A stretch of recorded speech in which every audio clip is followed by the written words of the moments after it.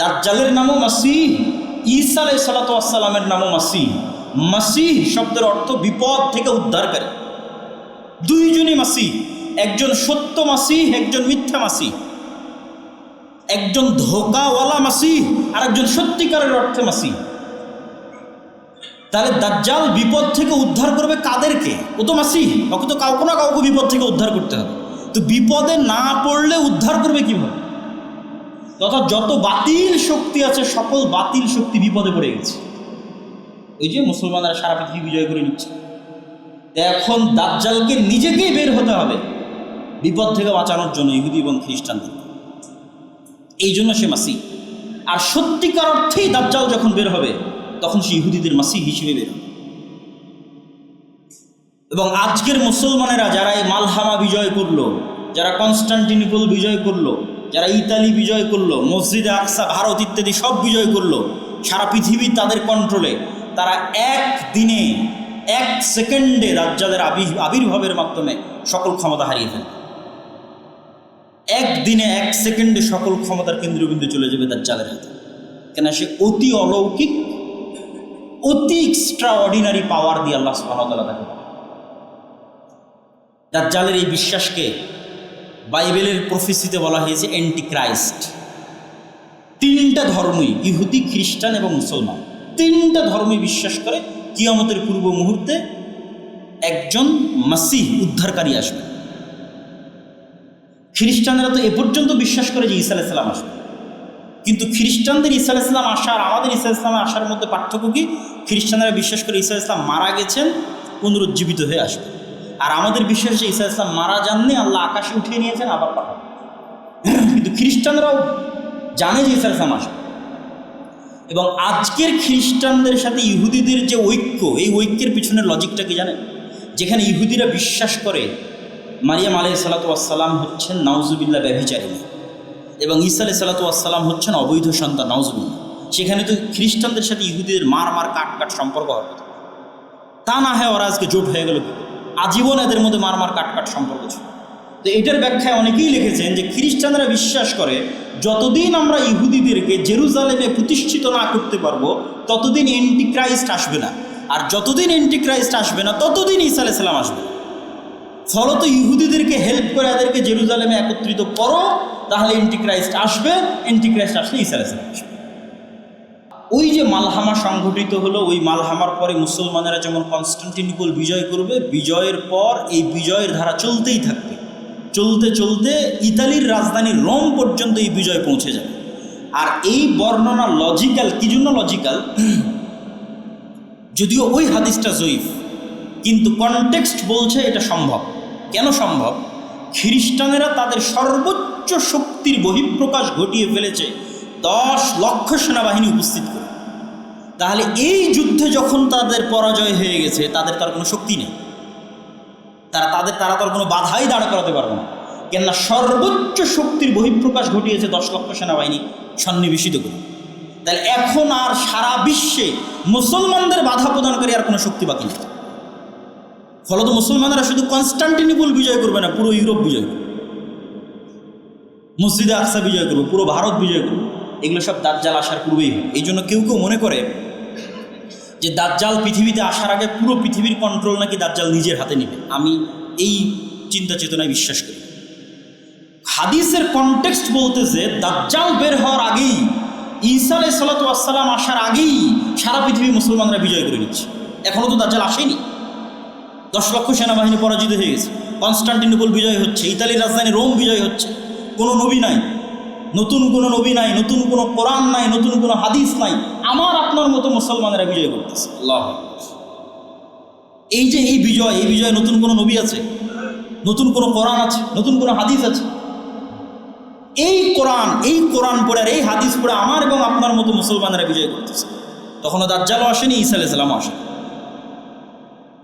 তো মুসলমানদের এই অপ্রতিরোধ্য বিজয় ধারা যখন সারা পৃথিবীতে ছড়িয়ে পড়বে এবং দাজ্জালের যে প্রজেক্টগুলো আছে এগুলো বাস্তবায়ন করার মতো কোনো শক্তি যখন পৃথিবীতে বাকি থাকবে না, তখন মাসিহ হিসেবে দাজ্জালের আগমন।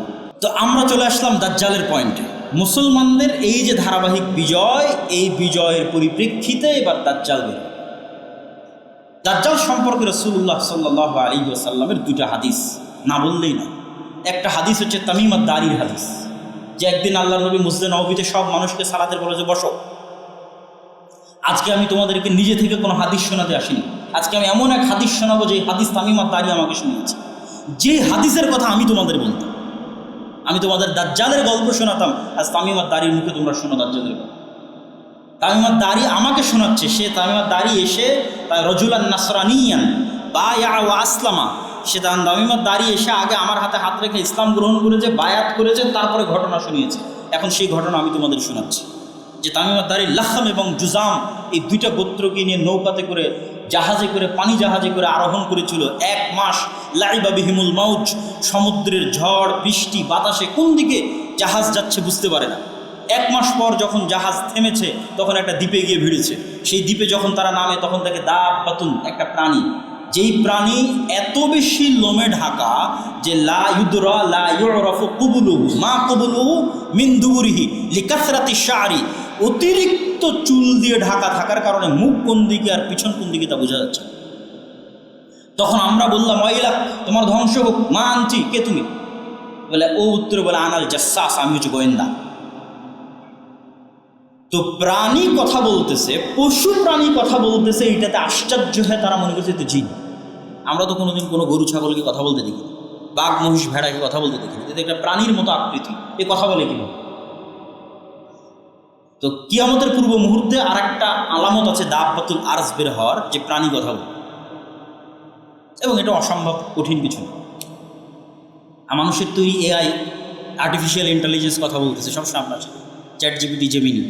তো আল্লাহ সুবহানাহু ওয়া তাআলার তৈরি, যার মধ্যে রূহ আছে, ওর মধ্যে তো রূহ আছে। গরু ছাগল মহিষ ভেড়া কথা বলতে পারবে? আল্লাহ কথা বলার তৌফিক দিলে কথা বলবে, অস্বাভাবিক অসম্ভব কিছু। তো তাকে আমরা বললাম তুমি মনে হয় জিন। তো বলে তাহলে আশেপাশে একজন মানুষ আছে, তোমাদের অপেক্ষা আছে, সেখানে যাও। আমি দ্রুত শর্টকাটে শেষ করে দিচ্ছি। আমরা তাড়াহুড়া করে তার কাছে গেলাম, গিয়ে দেখে আযামু ইনসানিন, বিশাল দেহের একটা মানুষ। এই জায়গায় অনেক নাস্তিক যুক্তি স্থাপন করেছে যে এত বিশাল দেহের দাজ্জাল মানুষ আবার কীভাবে হতে পারে, যেখানে রাসূল সাল্লাল্লাহু আলাইহি ওয়াসাল্লাম বলছেন আমাদের পিতা আদম আলাইহিস সালাম 60 হাত, 60 হাত মানে 10 তলার সমান উঁচু। তা আদম আলাইহিস সালাম যদি 10 তলার সমান উঁচু হতে পারে, তো তার সন্তান দাজ্জাল বড় হতেই পারে। আমরা না হয় সাইজে খাটো হয়ে গেছি, তার মানে দাজ্জাল বড় হবে না, এটা অস্বীকার করার কোনো ওয়ে নাই, যেখানে আদম আলাইহিস সালাম নিজেই 10 তলার সমান উঁচু। এবং জান্নাতে যখন মানুষ যাবে তখন আদম আলাইহিস সালামের আকৃতি হবে, পিতার আকৃতিতে মানুষ জান্নাতে প্রবেশ করে। তা আমরা আমাদের দেখে সে জানতে চাইলো, তাকে রশি দিয়ে বাঁধা আছে, লোহার জিঞ্জির দিয়ে বাঁধা আছে। জানতে চাইলো আমরা কারা, আমরা বললাম আমরা এই। তারপরে সে 3টে প্রশ্ন করলো যে নাখাল বাইসান সম্পর্কে বলো, আইনে জোগার সম্পর্কে বলো, বুহাইরা তাবারিয়া সম্পর্কে বলো, নাবিয়ুল উম্মিন সম্পর্কে বলো।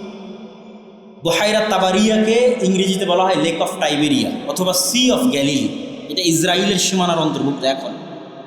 এবং বাইবেলের প্রফেসি অনুযায়ী, তাওরাতের প্রফেসি অনুযায়ী ঈসা আলাইহিস সালাম যত মুজিজা দেখাতেন তার বেশিরভাগ এই সি অফ গ্যালিলির আশেপাশে দেখাতেন। এই জন্য সারা ইউরোপ এবং আমেরিকা থেকে Sea of Galilee, lake of Tiberias দেখার জন্য খ্রিস্টানরা আসে, ভিজিট করতে আসে। তো বলে ওখানে কি পানি আছে? তো বলে হ্যাঁ আছে। তো বলে অচিরেই সেখানে একদিন পানি থাকবে। নাখাল বাইসান সম্পর্কে বলো। বাইসান এই শহরটাও বর্তমান ইসরায়েলের সীমানার অন্তর্ভুক্ত একটা শহর। বর্তমান হিব্রু নাম হচ্ছে বাইত শিয়ান। হিব্রু এবং আরবি খুবই মিল সম্পূর্ণ একটা ভাষা, এবং নবীদের নামের উচ্চারণে ইংরেজির সাথে উল্টাপাল্টা হয়েছে আরবিতে, কিন্তু হিব্রুর সাথে হবে না। যেমন ইংরেজিতে গিয়ে ইউসুফকে বলেছে জোসেফ, কিন্তু হিব্রুতে হবে না। হিব্রুতে ইউসুফ।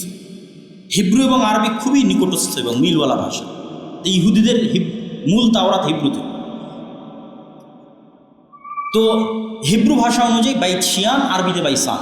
ওখানে একটা খেজুর বাগান আছে, অচিরেই সেখানে খেজুর আবাদ হবে না। আর একটা ঝর্ণার কথা বলো আইনে জোগার। তো তাওরাত এবং বাইবেলের বর্ণনা অনুযায়ী লূত আলাইহিস সালামের শহরকে যখন আল্লাহ উল্টিয়ে দিলেন, তখন লূত আলাইহিস সালামকে যেই ঝর্ণার পাশে আশ্রয় দেওয়া হয়েছিল সেই ঝর্ণা হচ্ছে আইনে জোগার। এই জন্য আজকের খ্রিস্টানরাও ওই আইনে জোগার ভিজিট করতে আসে। তো বলে ওখানে যে পানি আছে, এই পানি একদিন থাকবে না। আর সর্বশেষ কি, যিনি লিখতে জানেন না, পড়তে জানেন না, এই নবীর কী খবর? আমাদের নবী মুহাম্মদ সাল্লাল্লাহু আলাইহি ওয়াসাল্লাম লিখতে জানেন না, পড়তে জানেন। তো বলে তিনি তো এসেছে। এই হলো দাজ্জালের সাথে আইমার দাঁড়ির কথোপকথন। এই কথোপকথনে রাসূল সাল্লাল্লাহু আলাইহি সাল্লাম বললেন যে দাজ্জাল পৃথিবীতে বের হবে, 40 দিন পৃথিবীতে থাকবে। তার প্রথম দিন হবে 1 বছর, দ্বিতীয় দিন হবে 1 মাস, তৃতীয় দিন হবে 1 সপ্তাহ, আর চতুর্থ দিন থেকে বাকি 37 দিন হবে স্বাভাবিক দিন। তো আল্লাহ এই উদাহরণই দিয়েছে যে একটা মরুভূমিতে যদি 10 লক্ষ বছরও পড়ে থাকে একটা খেজুরের বিচি, বিজ্ঞান বলছে, আর 10 লক্ষ বছর পর যদি বৃষ্টি হয় তাহলে ওই খেজুর থেকে আবার গাছ যাবে। বলে যেভাবে আল্লাহ মৃত মাটিকে জীবিত করে, মরুভূমিতে ফল ফলাতে উৎপন্ন করে, গাছ তৈরি করে, তোমরাও মাটি থেকে ওইভাবে উঠে আসবে। এবং মানুষের ক্ষেত্রে এটা আরও সত্য এই জন্য যে মানুষ দৈনন্দিন যত রকমের ভিটামিন, প্রোটিন, যত রকমের মিনারেলস, যা কিছু মানুষ গ্রহণ করতেছে তার শরীরের জন্য, তার সব কিছু মূলত মাটিতে তৈরি হয়। আপনি বলবেন কই, আমি তো গরুর গোস্ত থেকে ভিটামিন নিচ্ছি, এটা তো মাটিতে তৈরি হয়। তো গরুর গোস্ত যে ঘাস খেয়েছে ওই ঘাস মাটিতে তৈরি হয়েছে। মাটি, সূর্য, সূর্যের আলো, মাটি এবং বাতাস, এটা ছাড়া পৃথিবীতে কোনো কিছুই সম্ভব নয়। তাহলে মাটি থেকে যে কলা গাছ তৈরি হলো, ওই কলা আমি খেলাম, ওই কলার মধ্যে যে ম্যাগনেসিয়াম আছে, ক্যালসিয়াম আছে, ওটা সে মাটি থেকে নিয়েছে। এবার ওই ম্যাগনেসিয়াম এবং ক্যালসিয়াম যখন আমার শরীরে ঢুকতেছে তখন আমার শরীরে কোষ তৈরি হচ্ছে। তাহলে কলার এই ম্যাগনেসিয়াম আর ক্যালসিয়াম আসলো মাটি থেকে। তাহলে যেই ম্যাগনেসিয়াম ক্যালসিয়াম আমার শরীরে ঢুকে কোষ তৈরি হচ্ছে, সেই ম্যাগনেসিয়াম ক্যালসিয়াম মাটিতে যেহেতু আছে, মাটিতে কেন কোষ তৈরি হবে না? এর উত্তর কে দিতে পারবে? কেন হবে? মাটি থেকে বের হওয়া ম্যাগনেসিয়াম ক্যালসিয়াম আপনার শরীরে ঢুকে যদি কোষ তৈরি করতে পারে, নতুন সেল তৈরি করতে পারে, তাহলে কালকে মাটির মধ্যেই কেন কোষ তৈরি হবে? কেন ওই কলা তো ভিটামিন মাটি থেকেই নিয়েছে। তাহলে মানুষের পুনরুত্থান অনেক সহজ। তো আমি যে বিষয়ে আলোচনা শুরু করছি যে আল্লাহ সুবহানাহু ওয়া তাআলা যখন কিয়ামত সংঘটিত করবেন এবং কিয়ামতের পরে মানুষের পুনরুত্থান হবে, তো এই কিয়ামতের পূর্ব মুহূর্তের কিছু ফিতনা আছে। এই ফিতনাগুলোর মধ্যে সবচেয়ে ভয়াবহ ফিতনা হচ্ছে দাজ্জালের ফিতনা। আমি যদিও ধারাবাহিক বলবো সারমর্ম, কিন্তু তারপরও ভূমিকাতেই কিছু কথা বলে নিচ্ছি। যে সবচেয়ে ভয়াবহ ফিতনা দাজ্জালের ফিতনা, যেটির বিষয়ে রাসূল সাল্লাল্লাহু আলাইহি ওয়াসাল্লাম বলেছেন যে আদম আলাইহিস সালাতু ওয়াস সালাম থেকে নিয়ে কিয়ামত পর্যন্ত যত ফিতনা পৃথিবীতে সংঘটিত হয়েছে, সেটা কওমে নূহের ফিতনা হোক, কওমে লূতের ফিতনা হোক, সেটা ফেরাউনের ফিতনা হোক, সেটা নমরুদের ফিতনা হোক, সেটা আদ সামুদ জাতির ফিতনা হোক, যত ফিতনা পৃথিবীতে এসেছে সবচেয়ে ভয়াবহ ফিতনা দাজ্জালের ফিতনা, যেটা উম্মতে মুহাম্মাদি মুখোমুখি হবে যে ফিতনা। কেন ফেরাউনের ফিতনার চাইতেও দাজ্জালের ফিতনা ভয়াবহ? কেন নমরুদের ফিতনার চেয়েও দাজ্জালের ফিতনা ভয়াবহ? ফেরাউনের ফিতনা মোকাবেলা করেছে বানু ইসরাইল, দাজ্জালের ফিতনা মোকাবেলা করবে বানু ইসমাইল, উম্মতে মুহাম্মদ। তাহলে কেন তাদের চাইতে দাজ্জালের ফিতনা ভয়াবহ, এটাও একটু বুঝতে হবে। কেন এই শুরুতে যে দুটো পয়েন্টে আলোচনা করেছি তার সাথে আলোচনার সম্পৃক্ততা আছে। আল্লাহ সুবহানাহু ওয়া তাআলা এই পুরো কোরআনে, আমি বলেছি যে কোরআনের সারমর্মর একটা হচ্ছে আল্লাহর তাওহীদ। ঘুরিয়ে ফিরিয়ে আল্লাহ মানুষকে বোঝাতে থেকেছেন যে কেন আল্লাহর ইবাদত করতে হবে। অসংখ্য যুক্তি তর্ক আল্লাহ তুলে ধরেছেন পবিত্র কোরআন মাজিদে। যেমন সংক্ষিপ্ত দু একটা যুক্তিতর্ক বলি। কুরবানির আগে যে মসজিদে আপনাদের বেরায়েদের যে মসজিদে আলোচনা করছিলাম, সেই মসজিদে বলছিলাম যে ইব্রাহিম আলাইহিস সালাম তার জাতিকে যুক্তি দিয়ে বুঝাচ্ছেন, তোমরা যে মূর্তির পূজা করো, এই মূর্তি কথা বলতে পারে না, কানে শুনতে পায় না, তাহলে যে কথা বলতে পারে না, শুনতে পারে না, তার তোমরা কেন ইবাদত করো? তো এইরকম অসংখ্য যুক্তি কোরআনে আল্লাহ তুলে ধরেছে। যে আকাশ থেকে বৃষ্টি বর্ষণ করতে পারে না, যে নদী নালা খাল বিল পাহাড় তৈরি করতে পারে না, তার তোমরা কেন ইবাদত করো? সেটাই মারিয়াম আলাইহিস সালাতু ওয়াস সালামের সন্তান ঈসা আলাইহিস সালাম হোক, সেটা শাহজালাল শাহপরাণ হোক, মা কালী, মা দুর্গা, যত বাতিল ইলাহের ইবাদত মানুষ করতেছে, তারা কেউই রব হওয়ার প্রমাণ দিতে পারবে না। আর যে রব হওয়ার প্রমাণ দিতে পারে না, সে ইবাদতের যোগ্য নয়। এই জন্য আল্লাহ সূরা ইখলাস কুল হুয়াল্লাহু আহাদ যে সূরা, এই সূরার মধ্যে রব হওয়ার চ্যালেঞ্জ দিয়েছেন যে তুমি যদি ইবাদতের যোগ্য হতে চাও, রব হওয়ার চ্যালেঞ্জ গ্রহণ করো। লাম ইয়ালিদ ওয়া লাম ইউলাদ, তুমি কি জন্ম হয়েছো কারো পেটে? তাহলে তো তোমার মৃত্যু আছে। তুমি তো অনাদি অনন্ত নও, তাহলে তুমি কেমনে ইবাদতের যোগ্য? মানে জন্ম হলেই তো একটা নির্ধারিত সময় আগমন হয়েছে। যার নির্ধারিত সময় আগমন হয়েছে সে কেমনে রব হতে পারে? কেন রব মানে তো আসমান জমিন সব কিছু সৃষ্টি করতে হবে। ওয়ালাম ইয়াকুল্লাহু কুফুয়ান আহাদ, তোমার মতো কেউ আছে কিনা? এবং আয়াতুল কুরসিতেও একই চ্যালেঞ্জ দেওয়া আছে, আল্লাহু লা ইলাহা ইল্লা হুয়াল হাইয়ুল কাইয়্যুম, চিরঞ্জীব, মারা গেছে কিনা দেখো, মরলে ইবাদতের যোগ্য কেমনে হয়? যে চিরস্থায়ী চিরঞ্জীব সে ইবাদতের যোগ্য। লা তাখুযুহু সিনাতুন ওয়ালা নাওম, বিনা ঘুমে থাকতে পারি কিনা, বিনা রেস্টে থাকতে পারি কিনা দেখো। কে আছে, কোন মানুষ আছে বিনা ঘুমে টিকে আছে, বিনা খাওয়ায় টিকে আছে? নাই। তাহলে নাই মানে এটা তার দুর্বলতা। এই দুর্বলতা যার মধ্যে আছে সে কীভাবে রব হতে পারে? এরকম অসংখ্য যুক্তি আল্লাহ তুলে ধরেছে। যুক্তিগুলো সারমর্ম হচ্ছে যে রব হওয়ার প্রমাণ দিতে পারবে না সে ইবাদতের যোগ্য। এই যুক্তিতে ফেরাউন বাতিল প্রমাণ হয়ে গেছে, এই যুক্তিতে নমরুদ বাতিল প্রমাণ হয়ে গেছে, আরও অসংখ্য যত বাতিল ইলাহ ছিল সবই বাতিল, আজকেও বাতিল প্রমাণ। কিন্তু ভয়ঙ্কর বিষয় হচ্ছে এত সত্য যুক্তি থাকার পরেও কত পার্সেন্ট মানুষ আল্লাহর ওপর ঈমান আনয়ন করেছে। এত শক্তিশালী মজবুত যুক্তি থাকার পরেও আজকের কত পার্সেন্ট মানুষ শিরক মুক্ত আছে? এবার চিন্তা করেন সেই দিন কি হবে, যেই দিন দাজ্জাল শুধু উলুহিয়তের দাবি করবে না, রব হওয়ার প্রমাণও দিবে। যেই দিন দাজ্জাল বলবে আকাশ বৃষ্টি বর্ষণ করো, তো আকাশ বৃষ্টি বর্ষণ করবে। জমিনকে বলবে ফসল উৎপাদন করো, তো ফসল উৎপাদন করবে। বলবে বৃষ্টি বর্ষণ করিও না, বৃষ্টি বর্ষণ হবে না। ফসল উৎপাদন করিও না, ফসল হবে না। এমনকি মানুষকে হত্যা করে ইনস্ট্যান্ট মৃত মানুষকে জীবিতও করতে পারবে দাজ্জাল। তার কাছে জান্নাত থাকবে, জাহান্নাম থাকবে। তাহলে রব হওয়ার যে আলামতগুলো থাকে তার কিছু কিছু আলামত দাজ্জাল পূরণ করতে পারবে ইনস্ট্যান্ট। তাহলে চিন্তা করেন, মানুষ আজকের যুগে এমন কেউ নাই যে রব হওয়ার প্রমাণ দিতে পারবে, তারপরও মানুষ ওই বাতিল ইলাহগুলো ইবাদত করতেছে। কোরআনের এত শক্ত দলিল থাকার পরও, এত শক্ত যুক্তি থাকার পরও ওই সমস্ত বাতিল ইলাহের মানুষ ইবাদত করতেছে যাদের রব হওয়ার প্রমাণ তারা দিতে পারবে না। তাহলে এই মানুষগুলোর কি হবে সেই দিন, যেই দিন দাজ্জাল নিজের রব হওয়ার প্রমাণ দিয়ে দিবে? সেই দিন তো যারা আজকে তাওহীদপন্থী আছে এরাও পথভ্রষ্ট হয়ে যাবে। আপনাকে একটা ছোট্ট এক্সাম্পল দিই, উদাহরণ দিই। এই যে তেলের সংকট, গাড়িতে তেল পাওয়া যাচ্ছিল না কিছুদিন পূর্বে, তেল নাই, বিদ্যুৎ নাই, কিছু নাই। ধরেন পরিপূর্ণরূপে তেল ফুল স্টপ, বিদ্যুৎ ফুল স্টপ। এখন আপনাকে আমি বললাম বিদ্যুৎ দিব, তেল দিব, আমার আদেশে তেল আর বিদ্যুৎ যাবে, তুমি যদি এটা করো, কয়টা মানুষ তার উলুহিয়তের জায়গা ধরে রাখতে পারবে আল্লাহ সুবহানাহু ওয়া তাআলার কাছে? এর চাইতেও ভয়ঙ্কর বিষয়ের কথা বলা হচ্ছে। আকাশ বৃষ্টি বর্ষণ বন্ধ করে দেবে, জমিন ফসল উৎপাদন বন্ধ করে দেবে, যেগুলোর বিবরণ আমরা শুনি। তাহলে দাজ্জালের ফিতনা কেন ভয়াবহ? মানুষের ঈমান নিয়ে টানাটানি লেগে যাবে। কেন এত শক্ত মজবুত দলিল থাকার পরেও মানুষ বাতিল ইলাহের ইবাদত ছাড়তে পারে না। তাহলে যেদিন দাজ্জাল আসবে সেই দিন কীভাবে সে তার ঈমান নিয়ে নেবে? তাহলে পুরো ইসলামের দুইটা সারমর্মের উপর বিশ্বাস খুব মজবুত হতে হবে। এটা বক্তব্যের শেষে আর একবার বলবো। একটা হচ্ছে আল্লাহর তাওহীদের উপর বিশ্বাস, আর একটা হচ্ছে পরকালের উপর, পুনরুত্থানের উপর বিশ্বাস। এবার কিয়ামতের পূর্ব মুহূর্তে যে ফিতনাগুলো সংঘটিত হবে তার ধারাবাহিক বিবরণ কি? রাসূলুল্লাহ সাল্লাল্লাহু আলাইহি ওয়াসাল্লাম একটা হাদিসে বলছেন, উ'দুদ সিত্তাম বাইনি ওয়া বাইনা ইয়াদাই সাআহ, তোমরা 6টা জিনিস গণনা করে রাখো আমার মৃত্যু এবং কিয়ামতের মধ্যে। আমার এবং কিয়ামতের মধ্যে 6টা জিনিস গণনা করে রাখো। 1 নম্বর মাউতি, আমার নিজের মৃত্যু।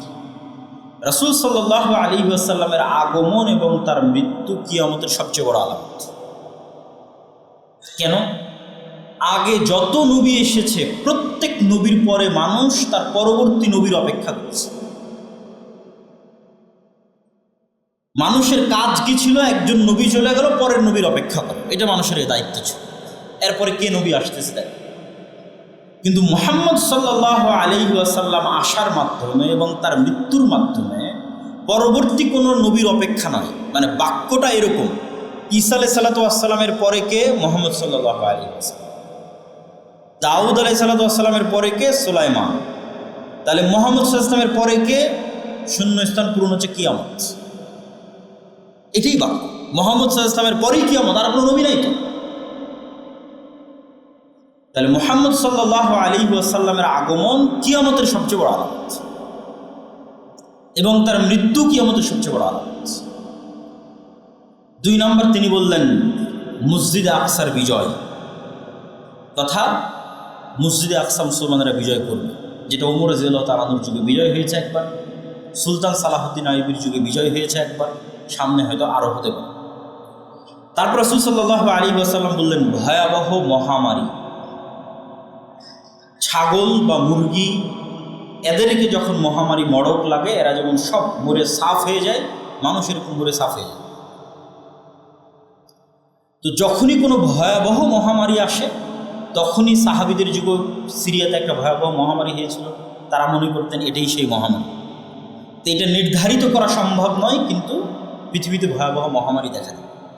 সামনেও ভয়াবহ মহামারী আসতে পারে, 600 কোটি মানুষ মরে 10 কোটি থাকতে পারে, 50 কোটি থাকতে পারে, অস্বাভাবিক কিছু না। কেন হাদিসের বাক্যের মৃত্যুর যে ভয়াবহতা, যে পশু প্রাণীতে যখন মড়ক লাগে তখন যেমন সম্পূর্ণরূপে সাফ হয়ে যায়, ওই রকম মানুষ সাফ হয়ে যায়। তারপর রাসূল সাল্লাল্লাহু আলাইহি ওয়াসাল্লাম বললেন ধন সম্পদের আধিক্য,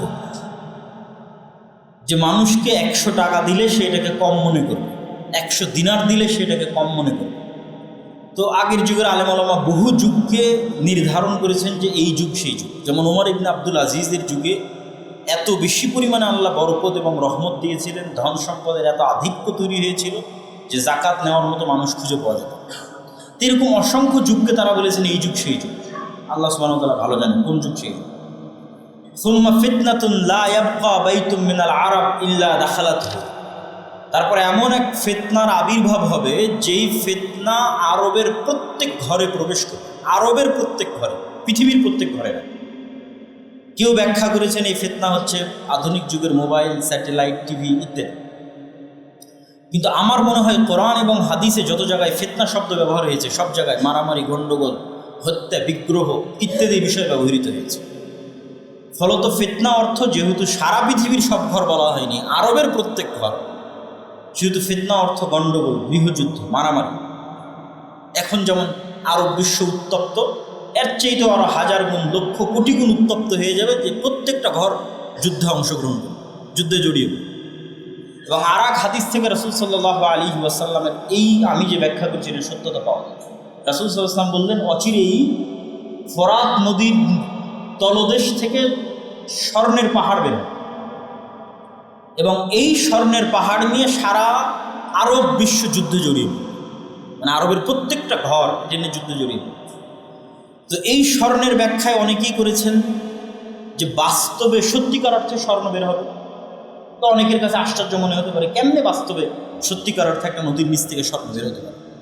তো আজ থেকে 200-300 বছর আগে যারা সৌদি, কুয়েত, কাতার, বাহরাইন, দুবাইয়ে বসবাস করত, আরব আমিরাতের যারা বসবাস করতো, তারা ছিল জেলে, মাঝি, গরিব, মিসকিন। ওই মানুষগুলোকে জীবিত করে বলেন যে আজকে দুবাইয়ের মাটির নিচে কোটি কোটি ব্যারেল তেল আছে, আর সেই তেল বিক্রি করে আমরা এই বুর্জ আল খলিফা তৈরি করেছি, বিশ্বাসই করতে পারবে। তাহলে এই মাটির নিচে যে তেল ছিল, এটা আজ থেকে 500 বছর মানুষের আগের কাছে যেমন অবিশ্বাস্য, অথচ সত্য যে আছে, এখন দেখতে পাচ্ছি আমরা তো। তাহলে ওইটা যেমন তাদেরকে যদি আমি বলি আর নিচে তেল আছে, ওরা যে কই তেল, তারা তো বিশ্বাস করতে পারবে না। অথচ এখন আপনি তেল ব্যবহার করতেছেন ওই মাটির নিচ থেকে। তাই এইরকমই আপনাকে ঈমান রাখতে হবে যে হ্যাঁ, এর নিচে স্বর্ণ থাকে। অথবা কেউ কেউ বলেছেন যে আজকের যুগের তেল তো বাস্তব স্বর্ণের চেয়েও দাম, তো হয়তো রাসূল সাল্লাল্লাহু আলাইহি ওয়াসাল্লাম এটার কথাই বলেছেন। আল্লাহ সুবহানাহু ওয়া তাআলা ভালো জানেন। কিন্তু এই দুইটা বর্ণনায় যেটা বোঝা যাচ্ছে যে আরব বিশ্বের প্রতিটা ঘর একটা ভয়ঙ্কর যুদ্ধে জড়িয়ে পড়ে, গৃহযুদ্ধের মতো, এবং সেটা অবশ্যই দামি কোনো সম্পদকে নিয়ে হবে, তেল নিয়ে হোক অথবা বাস্তব স্বর্ণকে নিয়ে হোক। তারপর রাসূল সাল্লাল্লাহু আলাইহি ওয়াসাল্লাম বললেন সুম্মা হুদনাতুন বাইনাকুম ওয়া বাইনা বানিল আসফার, হলদেটে সাদা চামড়া, যে সাদা চামড়ার রং হলুদ, সেই হলদেটে সাদা চামড়া তথা ইউরোপ, রোম। আর এক হাদিসে আছে রোমান। রোমান খ্রিস্টানদের সাথে তোমাদের একটা চুক্তি হবে, হুদনা মানে চুক্তি। এবং এই চুক্তি হওয়ার পর রোমান খ্রিস্টান এবং মুসলমানেরা এক তৃতীয় পক্ষের বিরুদ্ধে যুদ্ধ করবে। রোমান খ্রিস্টান কারা? যেই সময় রাসূল সাল্লাল্লাহু আলাইহি ওয়াসাল্লাম এই হাদিস বলছেন, ওই সময় রোমান এম্পায়ারের রাজধানী হচ্ছে আজকের Istanbul, Constantinople, Byzantine Roman empire. এবং তখন রোম বললে এদের কি বোঝানো হতো? রাসূল সাল্লাল্লাহু আলাইহি ওয়াসাল্লাম যখন এই হাদিস বলেন, এবং তখনকার ইস্তাম্বুল বা তুরস্কের কনস্টান্টিনোপল কেন্দ্রিক যে বাইজেন্টাইন এম্পায়ার ছিল, তাদের মাযহাব ছিল অর্থোডক্স খ্রিস্টান, যেটা আজকে রাশিয়ার মাযহাব। তো ওই ব্যাখ্যা মাথায় রেখে কেউ বলেছে যে রাশিয়া কেন্দ্রিক যে অর্থোডক্স খ্রিস্টানরা আছে তারা। আবার কেউ বলেছেন যে না, ব্যাপক অর্থে খ্রিস্টান তথা ইউরোপের খ্রিস্টান, আমেরিকার খ্রিস্টান সবাই। তো সারমর্ম এতটুকু নিশ্চিত যে রোম অর্থ আমরা তৎকালীন অর্থোডক্স খ্রিস্টান নেই, অথবা ইতালির রাজধানী রোম কেন্দ্রিক নেই। ইতালির রাজধানী রোম কেন্দ্রিক নিলে হবে ইউরোপ। খ্রিস্টানদের সাথে মুসলমানদের একটা চুক্তি হবে, এতটুকু নিশ্চিত। এই চুক্তির ভিত্তিতে খ্রিস্টান এবং মুসলমানেরা তৃতীয় পক্ষের বিরুদ্ধে যুদ্ধ করবে। সেই তৃতীয় পক্ষ কারা? আজ থেকে 500 বছর আগে যদি কেউ এই হাদিস পড়েছে, তার কাছে মনে হবে তৃতীয় পক্ষ মনে হয় ওরা। আজ যখন আমি হাদিস পড়ছি, আমার কাছে মনে হবে তৃতীয় পক্ষ মনে হয় এরা। কিন্তু বাস্তবে যেই দিন সংঘটিত হবে, সেই দিন তৃতীয় পক্ষ কারা আল্লাহ সুবহানাহু ওয়া তাআলা ভালো। আজকে মনে হতে পারে যে হয়তো সেই তৃতীয় পক্ষ আমেরিকা তথা ইউরোপ আর মুসলমানের একমত হয়ে গেল, অথবা রাশিয়ার মুসলমানের একত্রিত হলো, তৃতীয় পক্ষ হয়তো ইউরোপ অথবা আমেরিকা, অথবা মনে হতে পারে তৃতীয় পক্ষ ইসরায়েল নিজেই, ইহুদিদের রাষ্ট্র, অথবা তৃতীয় পক্ষ হিন্দুরা, বৌদ্ধরা, চাইনিজরা, আল্লাহু আকবার। কিন্তু এতটুকু নিশ্চিত, খ্রিস্টান আর মুসলমানেরা মিলে এক তৃতীয় পক্ষের বিরুদ্ধে যুদ্ধ করবে। আর এই যুদ্ধে খ্রিস্টান এবং মুসলমানেরা বিজয়ী হবে। বিজয় হওয়ার পর একজন খ্রিস্টান ক্রুশকে উঁচিয়ে ধরে বলবে যে ক্রুশের বিজয় হবে, বা ক্রুশের কারণে আজকে আমরা জয়লাভ করেছি। তখন আর এক মুসলমানের গায়েরাতে, ব্যক্তিত্বে এই কথাটা আঘাত লাগবে। সে উঠে, কিছু বর্ণনায় আছে ওই ক্রুশকে ভেঙে দিবে, কিছু বর্ণনায় আছে ওই খ্রিস্টান ব্যক্তিকে হত্যা করবে রাগের মাথায়, যে না, আমরা বিজয় লাভ করেছি মূলত আল্লাহর সাহায্যে। এই কথার ভিত্তিতে খ্রিস্টান এবং মুসলমানেরা মুখোমুখি দাঁড়িয়ে যাবে, বড় এক যুদ্ধের রূপ নিবে। এই যুদ্ধের বর্ণনা দিতে গিয়ে রাসূল সাল্লাল্লাহু আলাইহি ওয়াসাল্লাম বলছেন, লা তাকুমুস সাআহ হাত্তা ইয়ানজিলা রোম বিল আ'মাক আও বিদাবিক। ততদিন পর্যন্ত কিয়ামত হবে না যতদিন রোমান খ্রিস্টানেরা তোমাদের মোকাবেলায় যুদ্ধ না করছে আমাক এবং দাবেক নামক জায়গায়।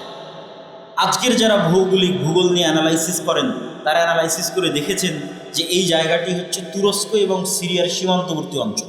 আজকের তুরস্ক এবং আজকের সিরিয়ার যে সীমানা আছে, সীমান্তবর্তী হালব বলে আরবিতে, ইংরেজিতে বলে আলেপ্পো, এটা একটা প্রদেশ। এই প্রদেশের অন্তর্গত ইদলিব শহরের আশেপাশের দুইটা জায়গার নাম হচ্ছে আমাক এবং দাবেক, এখন ওই নামই আছে।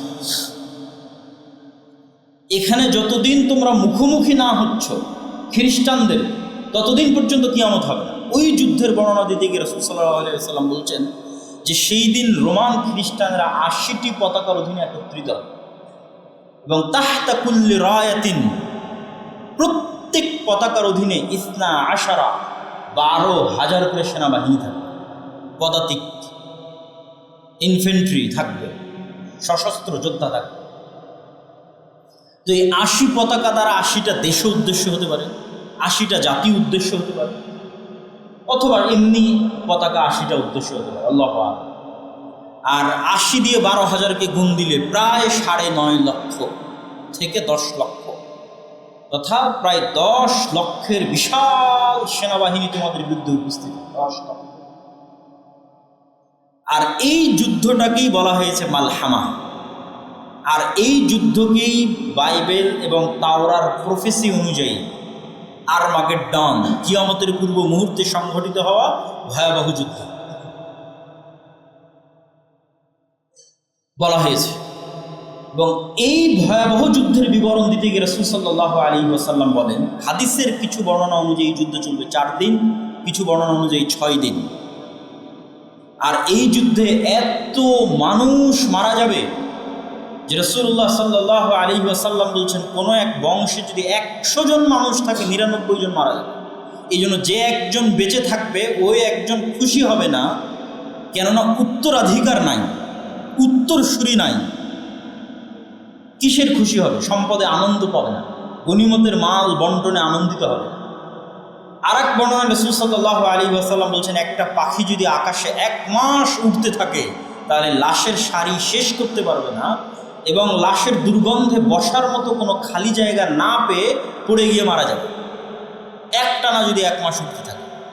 এই রকম ভয়াবহ ভয়ঙ্কর যুদ্ধ পৃথিবীতে আর অতীতে কোনোদিন হয়নি, ভবিষ্যতেও কোনোদিন হবে না। এই যুদ্ধ হচ্ছে সেই যুদ্ধ।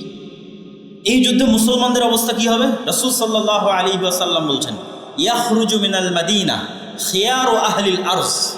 এই যুদ্ধে অংশগ্রহণ করার জন্য মদিনা মুনাওয়ারা থেকে তৎকালীন বিশ্বের সর্বশ্রেষ্ঠ আল্লাহওয়ালা তাকওয়াবান পরহেজগার মানুষেরা বের হবে। এবং যখন মদিনার মুজাহিদরা এই যুদ্ধে অংশগ্রহণ করার জন্য আসবে, তখন রোমান খ্রিস্টানরা বলবে, খাল্লু বাইনানা ওয়া বাইনা ইখওয়ানিনা, আরে আমাদের সমস্যা তো শাম বা সিরিয়ার মানুষের সাথে, তোমরা কেন মদিনা থেকে এই যুদ্ধে অংশগ্রহণ করতে আসছো?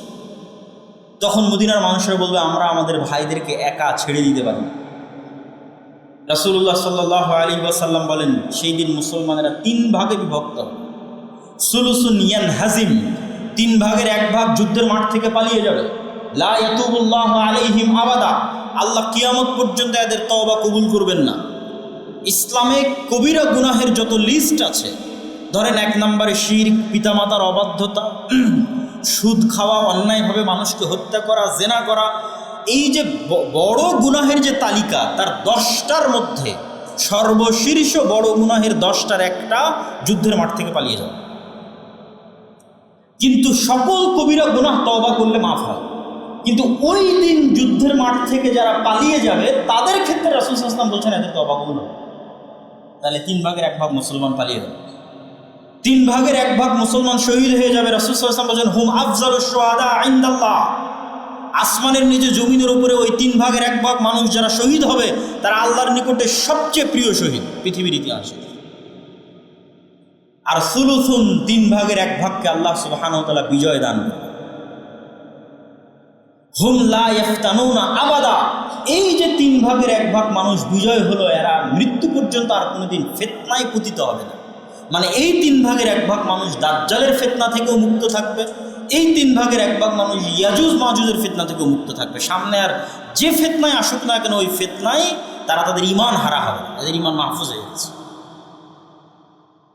যারা বিজয়ী হবে। তারপরে ইয়াফতাতিহুনা কুস্তুনতুনিয়া, এই বিজয়ের পর তারা কনস্টান্টিনোপল বিজয় করবে, আজকের তুরস্কের রাজধানী ইস্তাম্বুল। রাসূল সাল্লাল্লাহু আলাইহি ওয়াসাল্লাম বলছেন, এই ইস্তাম্বুল তো এখন মুসলমানদের কাছে আছেই। যখন আল্লাহর নবী এই হাদিস বলেন তখন ইস্তাম্বুল মুসলমানদের কাছে ছিল না।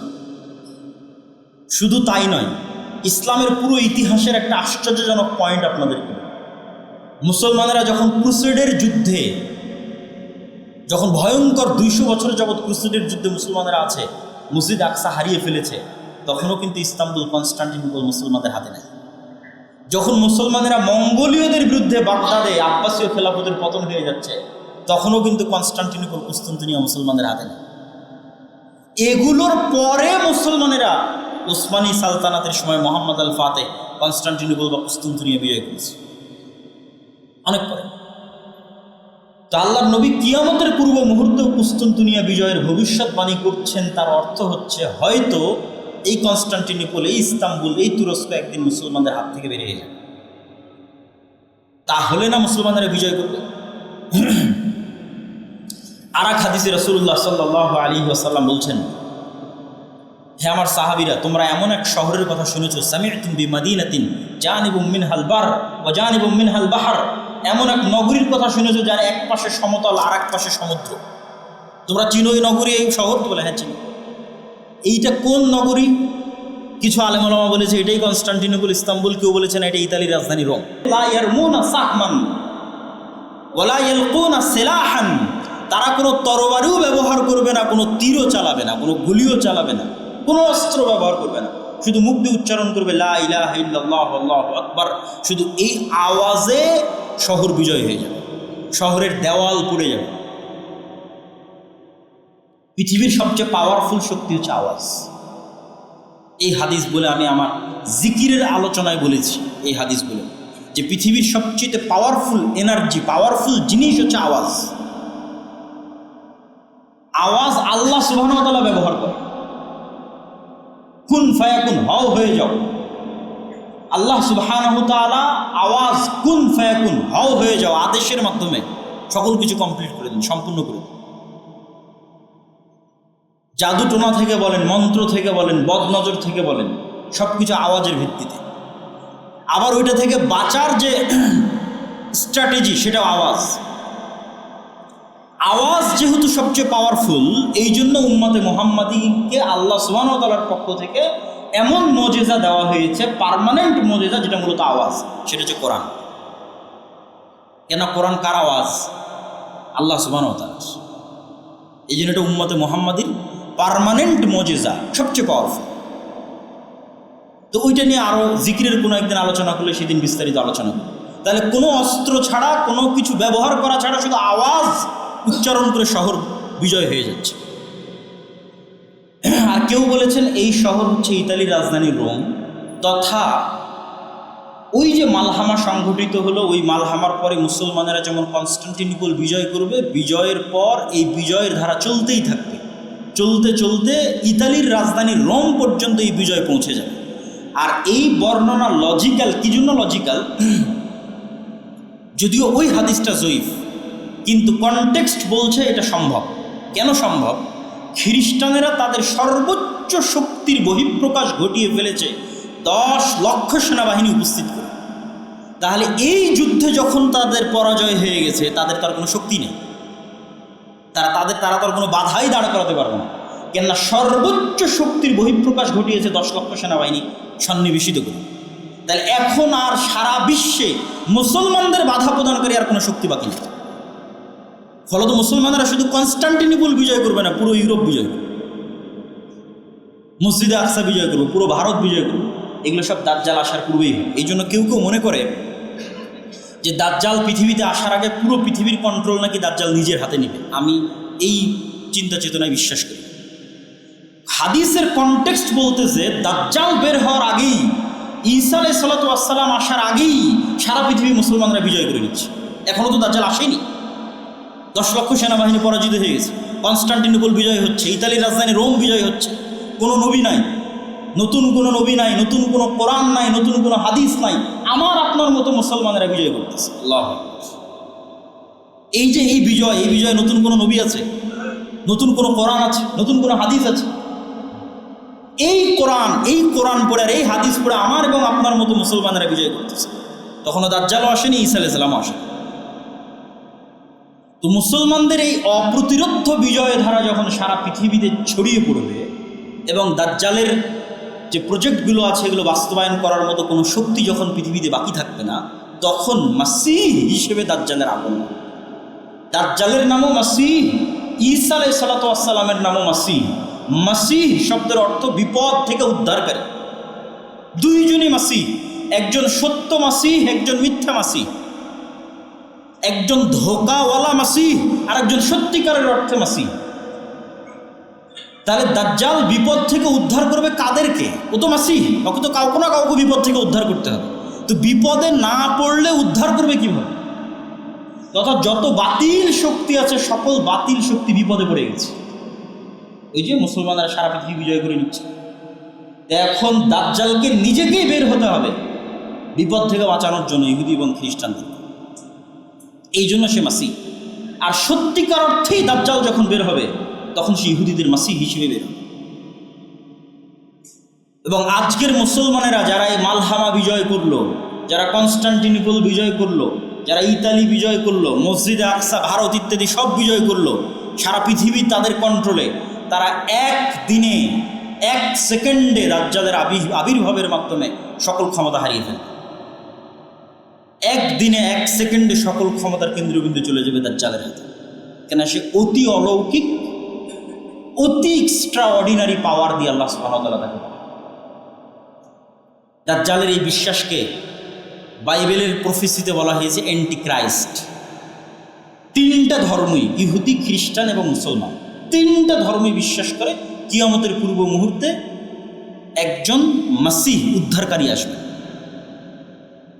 খ্রিস্টানরা তো এ পর্যন্ত বিশ্বাস করে যে ঈসা আলাইহিস সালাম আসবে, কিন্তু খ্রিস্টানদের ঈসা আলাইহিস সালাম আসা আর আমাদের ঈসা আলাইহিস সালামের আসার মধ্যে পার্থক্য কি? খ্রিস্টানরা বিশ্বাস করে ঈসা আলাইহিস সালাম মারা গেছেন, পুনরুজ্জীবিত হয়ে আসবে। আর আমাদের বিশ্বাস যে ঈসা আলাইহিস সালাম মারা যাননি, আল্লাহ আকাশে উঠিয়ে নিয়েছেন, আবার পাঠাবেন। কিন্তু খ্রিস্টানরাও জানে যে ঈসা আলাইহিস সালাম আসবে। এবং আজকের খ্রিস্টানদের সাথে ইহুদিদের যে ঐক্য, এই ঐক্যের পিছনের লজিকটা কি জানেন? যেখানে ইহুদিরা বিশ্বাস করে মারিয়াম আলাইহিস সালাতু ওয়াস সালাম হচ্ছেন নাউজুবিল্লাহ ব্যভিচারিণী এবং ঈসা আলাইহিস সালাতু ওয়াস সালাম হচ্ছেন অবৈধ সন্তান, নাউজুবিল্লাহ, সেখানে তো খ্রিস্টানদের সাথে ইহুদিদের মার কাট সম্পর্ক হবে। তা না হয় ওরা আজকে জোট হয়ে গেল, আজীবন এদের মধ্যে মার কাট সম্পর্ক ছিল। তো এটার ব্যাখ্যায় অনেকেই লিখেছেন যে খ্রিস্টানরা বিশ্বাস করে যতদিন আমরা ইহুদিদেরকে জেরুজালেমে প্রতিষ্ঠিত না করতে পারবো ততদিন অ্যান্টিক্রাইস্ট আসবে না, আর যতদিন অ্যান্টিক্রাইস্ট আসবে না ততদিন ঈসা আলাইহিস সালাম আসবে। ফলত ইহুদিদেরকে হেল্প করে এদেরকে জেরুজালেমে একত্রিত করো, তাহলে অ্যান্টিক্রাইস্ট আসবে, অ্যান্টিক্রাইস্ট আসলে ঈসা আলাইহিস সালাম আসবে। এগুলো আমার যে একটা লম্বা বিস্তারিত ভিডিও আছে এই কিয়ামতের পূর্ব মুহূর্তের ফিতনা সম্পর্কে আল ইতিসাম টিভিতে, সেখানে আরও বিস্তারিত বলা আছে। তো জুমার খুতবাতে এত সময় পাওয়া যাচ্ছে না। তো আমরা চলে আসলাম দাজ্জালের পয়েন্টে। মুসলমানদের এই যে ধারাবাহিক বিজয়, এই বিজয়ের পরিপ্রেক্ষিতে এবার দাজ্জাল বের। দাজ্জাল সম্পর্কে রাসূলুল্লাহ সাল্লাল্লাহু আলাইহি ওয়াসাল্লামের 2টা হাদিস না বললেই না। একটা হাদিস হচ্ছে তামিম আদ-দারির হাদিস, যে একদিন আল্লাহর নবী মসজিদে নববীতে সব মানুষকে সালাতের বলে যে বসো। আজকে আমি তোমাদেরকে নিজে থেকে কোনো হাদিস শোনাতে আসিনি, আজকে আমি এমন এক হাদিস শোনাবো যে হাদিস তামিম আদ-দারি আমাকে শুনিয়েছে। যে হাদিসের কথা আমি তোমাদের বলতাম, আমি তোমাদের দাজ্জালের গল্প শোনাতাম, আজ তামিম আদ-দারির মুখে তোমরা শোনো দাজ্জালের গল্প। তামিম আদ-দারি আমাকে শোনাচ্ছে। সে তামিম আদ-দারি এসে রজুলান নাসরানিয়ান বায়া ওয়া আসলামা, সে তামিম আদ-দারি এসে আগে আমার হাতে হাত রেখে ইসলাম গ্রহণ করেছে, বায়াত করেছে, তারপরে ঘটনা শুনিয়েছে। এখন সেই ঘটনা আমি তোমাদের শোনাচ্ছি যে তামিম আদ-দারি লাখম এবং জুজাম এই 2টা গোত্রকে নিয়ে নৌকাতে করে, জাহাজে করে, পানি জাহাজে করে আরোহণ করেছিল 1 মাস। লাইবা বিহিমুল মাউজ, সমুদ্রের ঝড়, বৃষ্টি, বাতাসে কোন দিকে জাহাজ যাচ্ছে বুঝতে পারে না। 1 মাস পর যখন জাহাজ থেমেছে তখন একটা দ্বীপে গিয়ে ভিড়েছে। সেই দ্বীপে যখন তারা নামে তখন দেখে দাব্বাতুন, একটা প্রাণী, যেই প্রাণী এত বেশি লোমে ঢাকা যে লা ইউদরা লা ইউরাফু কুবুলুহু মা কুবুলুহু মিন দুবুরিহি লিকাসরাতি শারি, অতিরিক্ত চুল দিয়ে ঢাকা থাকার কারণে মুখ কোন দিকে আর পিছন কোন দিকে তা বোঝা যাচ্ছে। তখন আমরা বললাম ওয়াইলাক, তোমার ধ্বংস হোক, মা আনছি, কে তুমি? বলে ও উত্তরে বলে আনাল জাসসাস, আমি হচ্ছে গোয়েন্দা। তো প্রাণী কথা বলতেছে, পশু প্রাণী কথা বলতেছে, এটাতে আশ্চর্য হয় তারা মনে করছে তো জিন। আমরা তো কোনোদিন কোনো গরু ছাগলকে কথা বলতে দেখি, বাঘ মহিষ ভেড়াকে কথা বলতে দেখি, এতে একটা প্রাণীর মতো আকৃতি, এ কথা বলে কীভাবে? তো কিয়ামতের পূর্ব মুহূর্তে আর একটা আলামত আছে দাব্বাতুল আরজ বের হওয়ার, যে প্রাণী কথা বলে, এবং এটা অসম্ভব কঠিন কিছু না। মানুষের তৈরি এআই, আর্টিফিশিয়াল ইন্টেলিজেন্স কথা বলতেছে সবসময় আপনার সাথে, চ্যাটজিপিটি, জেমিনি। তো আল্লাহ সুবহানাহু ওয়া তাআলার তৈরি, যার মধ্যে রূহ আছে, ওর মধ্যে তো রূহ আছে। গরু ছাগল মহিষ ভেড়া কথা বলতে পারবে? আল্লাহ কথা বলার তৌফিক দিলে কথা বলবে, অস্বাভাবিক, অসম্ভব কিছু। তো তাকে আমরা বললাম তুমি মনে হয় জিন। তো বলে তাহলে আশেপাশে একজন মানুষ আছে, তোমাদের অপেক্ষা আছে, সেখানে যাও। আমি দ্রুত শর্টকাটে শেষ করে দিচ্ছি। আমরা তাড়াহুড়া করে তার কাছে গেলাম, গিয়ে দেখি আযামু ইনসানিন, বিশাল দেহের একটা মানুষ। এই জায়গায় অনেক নাস্তিক যুক্তি স্থাপন করেছে যে এত বিশাল দেহের দাজ্জাল মানুষ আবার কীভাবে হতে পারে, যেখানে রাসূল সাল্লাল্লাহু আলাইহি ওয়াসাল্লাম বলছেন আমাদের পিতা আদম আলাইহিস সালাতু ওয়াস সালাম 60 হাত, 60 হাত মানে 10 তলার সমান উঁচু। তা আদম আলাইহিস সালাতু ওয়াস সালাম যদি 10 তলার সমান উঁচু হতে পারে, তো তার সন্তান দাজ্জাল বড় হতেই পারে। আমরা না হয় সাইজে খাটো হয়ে গেছি, তার মানে দাজ্জাল বড় হবে না, এটা অস্বীকার করার কোনো ওয়ে নাই, যেখানে আদম আলাইহিস সালাম নিজেই 10 তলার সমান উঁচু। এবং জান্নাতে যখন মানুষ যাবে তখন আদম আলাইহিস সালাতু ওয়াস সালামের আকৃতি হবে, পিতার আকৃতিতে মানুষ জান্নাতে প্রবেশ করে। তো তো আমরা আমাদের দেখে সে জানতে চাইলো, তাকে রশি দিয়ে বাঁধা আছে, লোহার জিঞ্জির দিয়ে বাঁধা আছে। জানতে চাইলো আমরা কারা। আমরা বললাম আমরা এই। তারপরে সে 3টে প্রশ্ন করলো যে নাখাল বাইসান সম্পর্কে বলো, আইনে জোগার সম্পর্কে বলো, বুহাইরা তাবারিয়া সম্পর্কে বলো, নাবিয়ুল উম্মিন সম্পর্কে বলো। বুহাইরা তাবারিয়াকে ইংরেজিতে বলা হয় লেক অফ টাইবেরিয়া অথবা সি অফ গ্যালিলি। এটা ইসরায়েলের সীমানার অন্তর্ভুক্ত এখন। এবং বাইবেলের প্রফেসি অনুযায়ী, তাওরাতের প্রফেসি অনুযায়ী ঈসা আলাইহিস সালাম যত মুজিজা দেখাতেন তার বেশিরভাগ এই সি অফ গ্যালিলির আশেপাশে দেখাতেন। এই জন্য সারা ইউরোপ এবং আমেরিকা থেকে Sea of Galilee, lake of Tiberias দেখার জন্য খ্রিস্টানরা আসে, ভিজিট করতে আসে। তো বলে ওখানে কি পানি আছে? তো বলে হ্যাঁ আছে। তো বলে অচিরেই সেখানে একদিন পানি থাকবে। নাখাল বাইসান সম্পর্কে বলো। বাইসান এই শহরটাও বর্তমান ইসরায়েলের সীমানার অন্তর্ভুক্ত একটা শহর। বর্তমান হিব্রু নাম হচ্ছে বাইত শিয়ান। হিব্রু এবং আরবি খুবই মিল সম্পূর্ণ একটা ভাষা, এবং নবীদের নামের উচ্চারণে ইংরেজির সাথে উল্টাপাল্টা হয়েছে আরবিতে, কিন্তু হিব্রুর সাথে হবে না। যেমন ইংরেজিতে গিয়ে ইউসুফকে বলেছে জোসেফ, কিন্তু হিব্রুতে হবে না। হিব্রুতে ইউসুফ, ইউসুফ।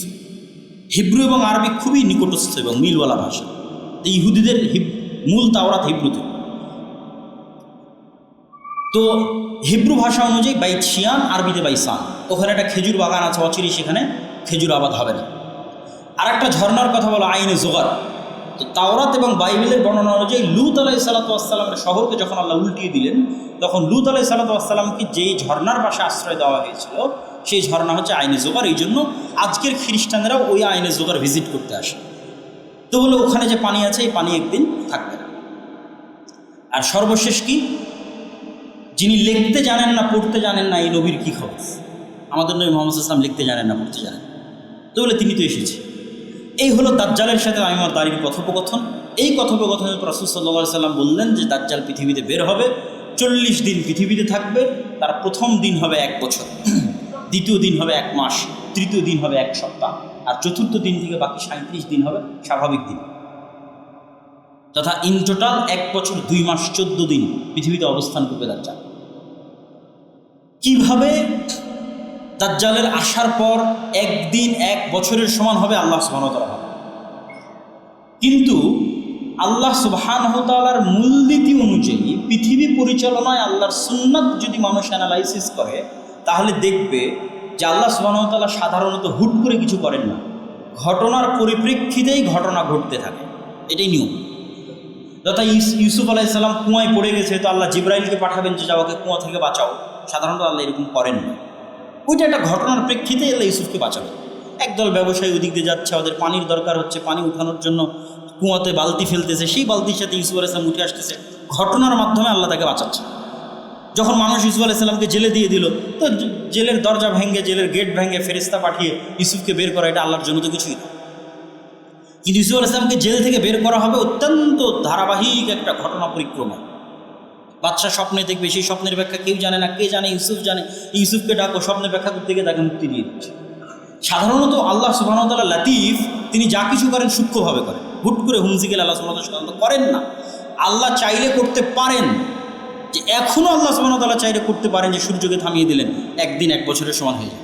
ইউশা বিন নুন যখন জেরুজালেম বিজয় করে, তখন আল্লাহ সূর্যকে থামিয়ে দিয়েছে জেরুজালেম বিজয়ের জন্য, সহিহ হাদিস। কিন্তু ঘটনার ধারাবাহিকতায় ঘটবে এটার সম্ভাবনা বেশি। তথা দাজ্জালের আগমনটাই এত ব্যতিক্রম, যে ব্যতিক্রম ঘটনার সামাল দিতে গিয়ে আসমান এবং জমিনের যে ধারাবাহিক প্রক্রিয়া আছে, নিজাম আছে, সিস্টেম আছে, এই সিস্টেমকে ওই ধাক্কা সামাল দিতে গিয়ে অটোমেটিক সূর্যকে একদিন হবে 1 বছরের সমান, তারপরের দিন হবে 1 মাসের সমান, তারপরের দিন হবে 1 সপ্তাহের সমান, তারপরে ধারাবাহিক স্বাভাবিক হয়ে যাবে। সেইটা কি ঘটনা আল্লাহ সুবহানাহু ওয়া তাআলা ভালো, সেই ঘটনার বিষয়ে আমরা বলতে পারবো না যে সেটা কি ঘটনা। কিন্তু দাজ্জালের আগমনটাই এত ব্যতিক্রম।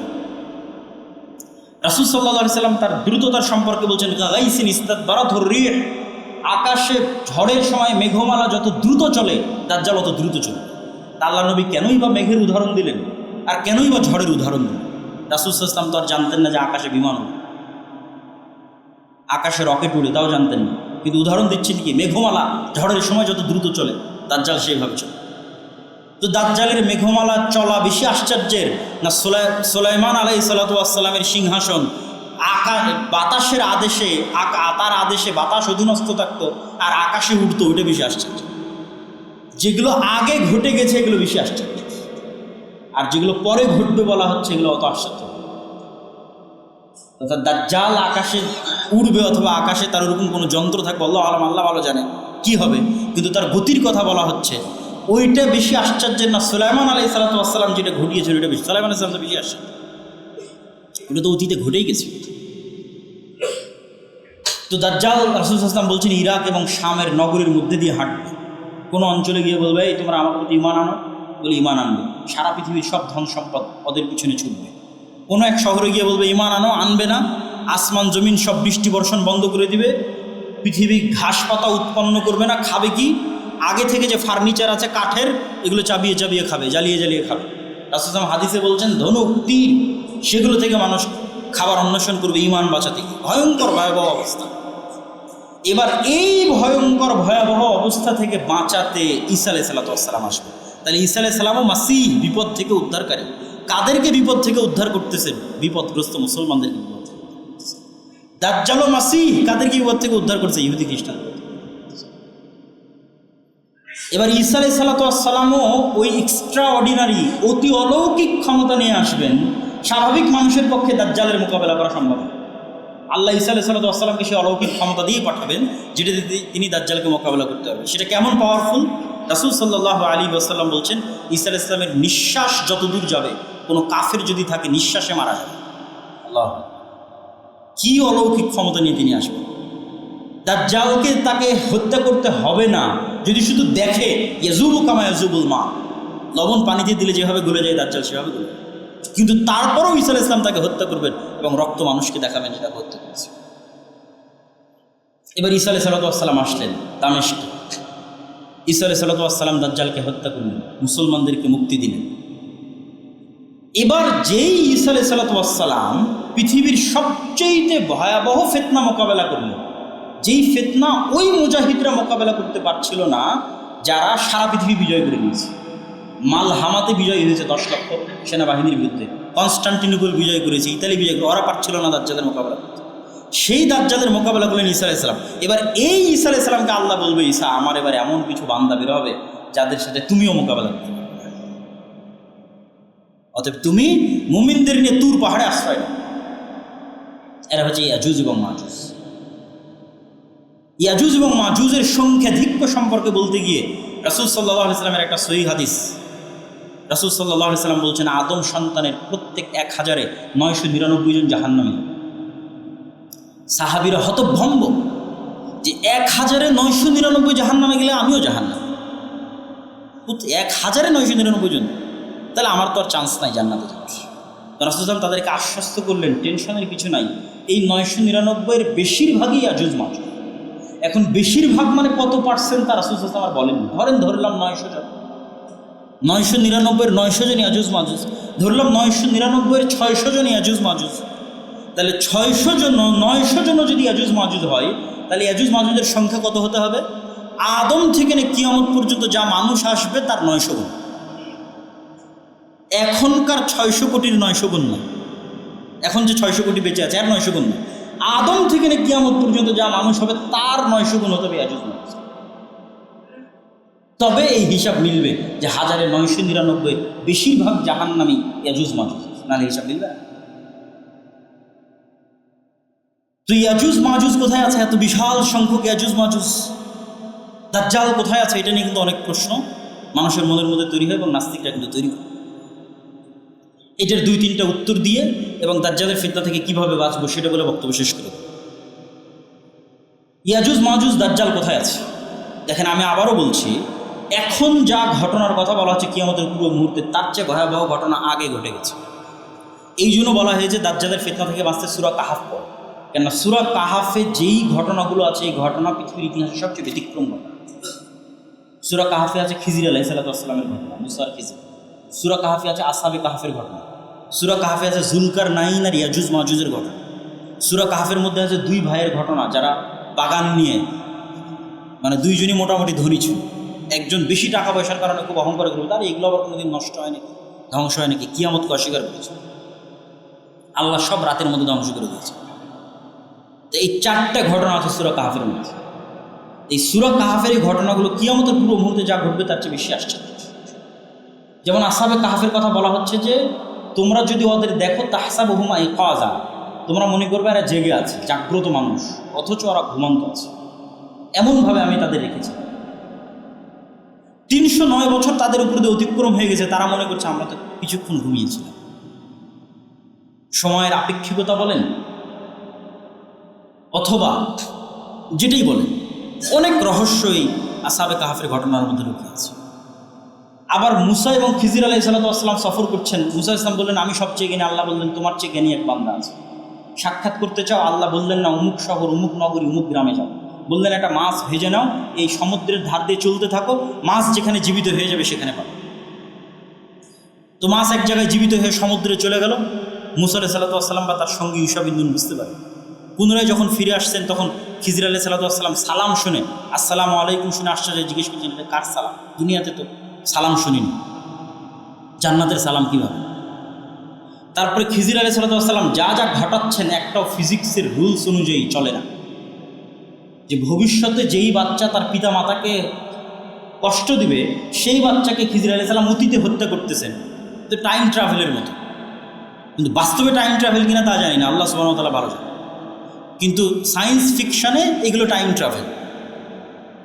তো ফিজিক্সে যা সংঘটিত হওয়া সম্ভব নয় তাই খিজির আলাইহিস সালাম সংঘটিত করতেছে। তারপরে খিজির আলাইহিস সালামের সাথে বিচ্ছেদ হয়ে গেল। খিজির আলাইহিস সালাম কোথায় ছিলেন, কোথায় থেকে আসলেন? জুলকারনাইন এক লম্বা সফর করলো 3 দিকে। এক সফরে গিয়ে ইয়াজুজ মাজুজকে পেল, তাদেরকে দেওয়াল দিয়ে আটকে দিল। তাহলে ইয়াজুজ মাজুজ কিয়ামতের সময় আসবে, ওটার চেয়ে বেশি আশ্চর্যের যে এত বিশাল সংখ্যক ইয়াজুজ মাজুজকে জুলকারনাইন কোথায় পেল আর কোথায় আটকে রাখে। তাহলে ঘটনা তো আগেই ঘটেছে। তো এটার উত্তর হচ্ছে আল্লাহ সুবহানাহু ওয়া তাআলা, 1 নম্বর উত্তর, আল্লাহু আলা কুল্লি শাইইন কাদির, আল্লাহ সকল কিছুর উপর ক্ষমতাবান। তিনি আমাদের সাথে এই মসজিদে এখন ফেরেশতারা বসে আছে, ফেরেশতাদের আমরা দেখতে পাই। এই মসজিদের মধ্যে যদি একটা পাখি ছেড়ে দেন ওই কাঁচে গিয়ে বাড়ি ঘর, জানালা খুঁজে পাবে।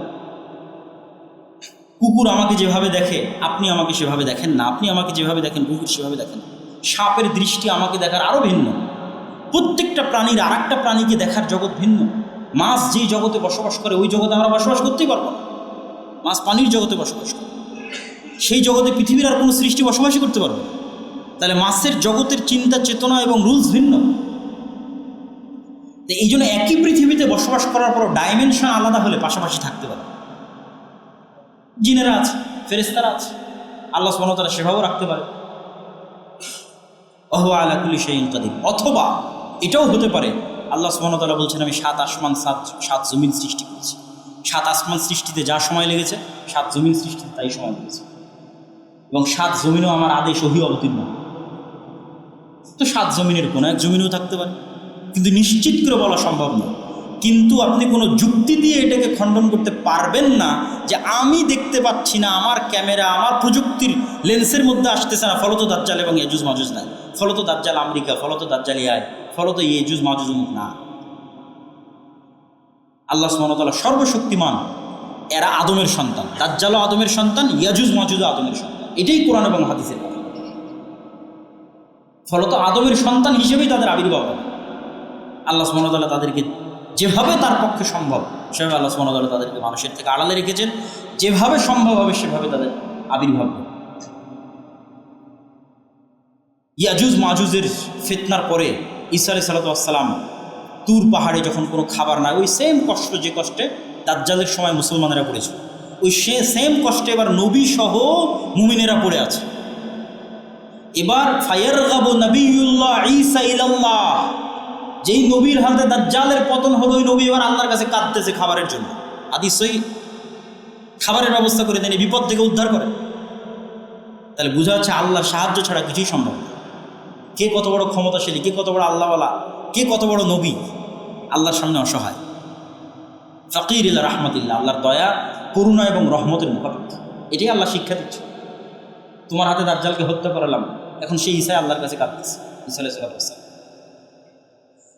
তারপর আল্লাহ দোয়া কবুল করবেন এবং ইয়াজুজ মাজুজ কামাউতি নাফাসিন ওয়াহিদ, একটা মানুষ মারা গেলে যেমন হয় কোটি কোটি ইয়াজুজ মাজুজ একসাথে ওইভাবে মারা যাবে। আল্লাহ এমন এক রোগ দিয়ে দেবেন একসাথে, at a time, at a সেকেন্ডে সব ইয়াজুজ মাজুজ মারা। ঈসা আলাইহিস সালাম তুর পাহাড় থেকে নেমে আসবেন, পৃথিবীতে বসবাস করার মতো কোনো জায়গা থাকবে না, দুর্গন্ধ। আবার ঈসা আলাইহিস সালাম আল্লাহর কাছে কান্নাকাটি করবে, হাদিসে বলা হচ্ছে মুমিন মুজাহিদের আল্লাহর কাছে কান্নাকাটি করবে, আল্লাহ এই বিপদ থেকে বাঁচাবে। পৃথিবী অনাবাদ্য, আল্লাহ এক প্রকার উটের আকৃতি স্বরূপ এক প্রকার পাখি পাঠাবেন, যারা এগুলো সব লাশ তুলে নিয়ে গিয়ে এমন এলাকায় ফেলে দিবে যেখানে মানুষ বসবাস করে না, উত্তর মেরু, দক্ষিণ মেরু, সাইবেরিয়া, আল্লাহ ভালো জানেন। তারপরে এক বৃষ্টিতে সারা পৃথিবী ধুয়ে মুছে সাফ করে দেওয়া হয় এবং মানুষের বসবাস উপযোগী হয়। এবার জমিনকে বলা হবে তোমার মধ্যে যা রহমত বরকত আছে সব বের করে দাও। একটা বেদানা একটা বংশ খাবে, একটা গ্রাম খাবে, একটা গাভীর দুধ একটা গ্রাম খাবে, একটা এলাকা খাবে, একটা বংশ খাবে। রহমত এবং বরকতের কোনো অভাব হবে না, কোনো যুদ্ধ নাই, বিগ্রহ নাই, জুলুম নাই, অন্যায় নাই। এই শাসন চলবে 7 বছর, কোনো বর্ণনায় আছে 10 বছর। তারপরে এক শীতল বাতাসে সব মুমিন মুসলিম ঈসা আলাইহিস সালাম সবাই মারা যায়। তারপরে সেরাহুন নাস, ফাসেক ফাজের মানুষেরা বেঁচে থাকে। ওই যে আপনারা হাদিসে শোনেন কোরআন থাকবে না, আল্লাহর নাম নেওয়ার কেউ থাকবে না, মানুষ পশু পাখির মতো ওপেন খোলা মাঠে জেনাই লিপ্ত হবে। এগুলো হবে এখন, ঈসা আলাইহিস সালামের আগে না। ঈসা আলাইহিস সালামের আগে তো মানুষের ঈমান এই লেভেলে পৌঁছে যাবে যে 10 লক্ষ সেনাবাহিনীকে পরাজিত করে দিয়েছে নতুন নবী ছাড়া, নতুন কোরআন ছাড়া, আমার এবং আপনার মতো মুসলমানেরা পৃথিবী বিজয় করে দিচ্ছে।